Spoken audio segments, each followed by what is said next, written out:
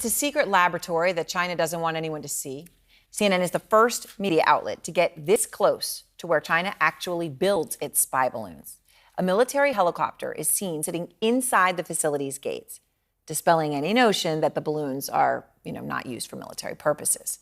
Will Ripley was there and filed this Outfront investigation. Hundreds of miles from Beijing, a place China doesn't want you to see. CNN, the first international media to come here. Behind a sea of barbed wire and security checkpoints, the base of a blacklisted balloon manufacturer, one of 6 Chinese entities the U.S. government sanctioned after that suspected spy balloon.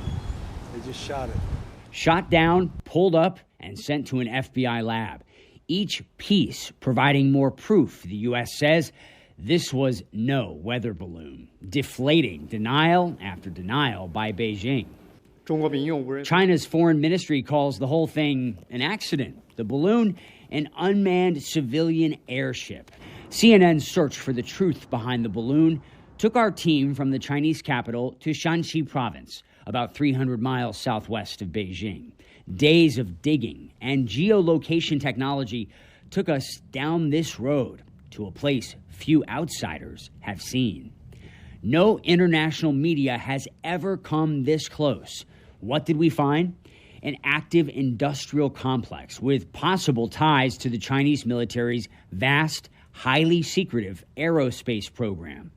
Eaglesmen Aviation Science and Technology, or EMAST, blacklisted by the U.S. Commerce Department.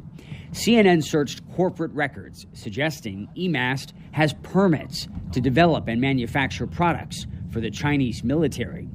The first thing we notice, a giant white dome. A closer look shows the company logo. Inside that dome, a lab. We dug up a 2017 Chinese state media report. The report says this is where workers test high-altitude balloons, like the one that flew over the U.S. Our team spotted 2 more massive structures. They look like giant tents. Search of state media archives reveals their true purpose. Huge stealth hangars helping military choppers evade detection by prying eyes.